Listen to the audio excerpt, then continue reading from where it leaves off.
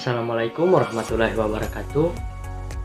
Perkenalkan, nama saya Samsuri Jali Sahur dari jurusan Pendidikan Bahasa dan Sastra Indonesia, Fakultas Sastra dan Budaya, Universitas Negeri Gorontalo.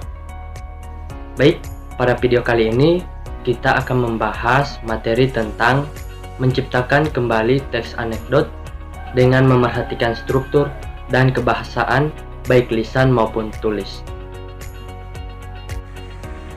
Baik, selanjutnya kita masuk pada struktur teks anekdot. Tapi sebelum itu, apakah teman-teman sudah tahu apa itu teks anekdot?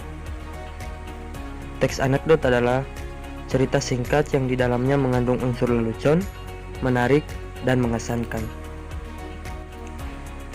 Baik, selanjutnya kita masuk pada struktur teks anekdot. Yang pertama, abstrak.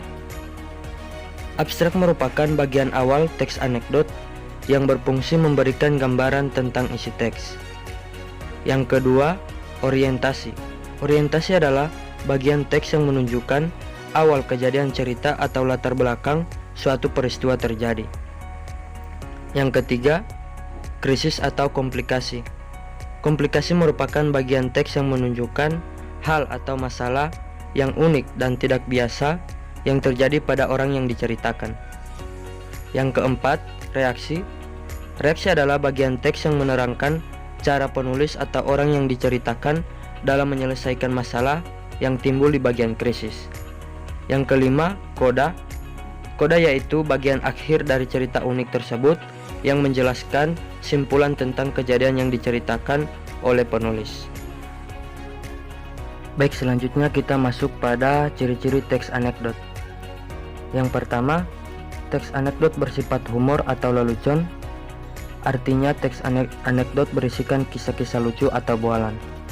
Yang kedua, bersifat menggelitik. Artinya teks anekdot akan membuat pembacanya merasa terhibur dengan kelucuan yang ada dalam teks. Yang ketiga, bersifat menyindir. Yang keempat, bisa jadi mengenai orang penting. Yang kelima, memiliki tujuan tertentu. Yang keenam, kisah cerita yang disajikan hampir menyerupai dongeng. Yang ketujuh, menceritakan tentang karakter hewan dan manusia sering terhubung secara umum dan realistis. Selanjutnya kita masuk pada pola penyajian teks anekdot. Yang pertama, gambar atau karikatur. Yang kedua, teks narasi.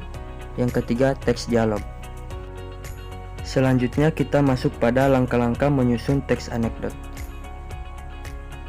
Yang pertama, menentukan tema. Yang kedua, mencari bahan referensi. Yang ketiga, menentukan pesan atau kritikan. Yang keempat, menentukan unsur lelucon. Yang kelima, menentukan alur cerita berdasarkan struktur. Yang keenam, mengembangkan teks anekdot.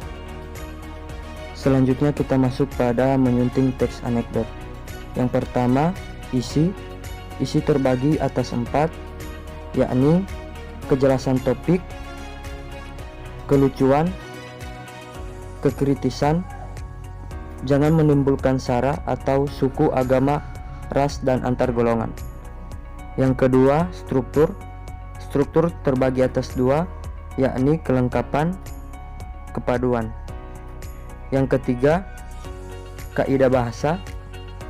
Kaidah bahasa terbagi atas 2, yakni keefektifan kalimat, ketepatan pemilihan kata. Yang keempat, ejaan. Ejaan terbagi atas 2, yakni tanda baca, penulisan huruf kapital, non kapital, huruf miring. Selanjutnya kita masuk pada penyusunan dan penulisan teks anekdot. Teks anekdot. Seorang kakek hidup serumah bersama anak, menantu, dan cucu berusia 6 tahun. Keluarga itu biasa makan malam bersama. Si kakek yang sudah pikun sering mengacaukan segalanya. Tangan bergetar dan mata rabonya membuat kakek susah menyantap makanan. Sendok dan garpu sering jatuh, saat si kakek meraih gelas. Sering susu tumpah membasahi taprak. Anak dan menantunya menjadi gusar. Suami istri itu lalu menempatkan sebuah meja kecil di sudut ruangan, tempat sang kakek makan sendirian. Mereka memberikan mangkok melamin yang tidak gampang pecah. Saat keluarga sibuk dengan piring masing-masing, sering terdengar ratap kesedihan dari sudut ruangan.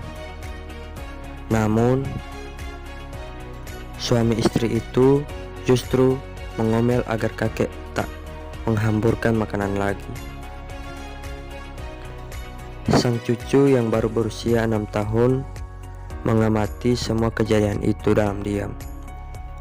Suatu hari, si ayah memerhatikan anaknya sedang membuat replika mainan kayu.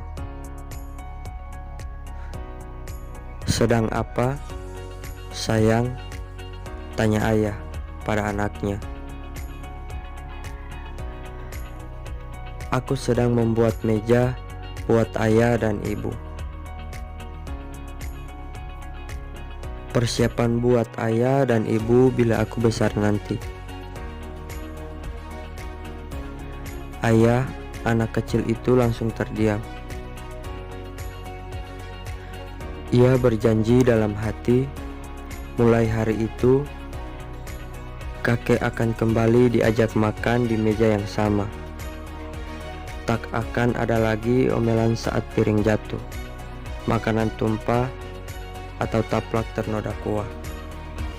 Baiklah, itulah pembahasan kita pada hari ini. Semoga video ini dapat bermanfaat bagi teman-teman. Terima kasih.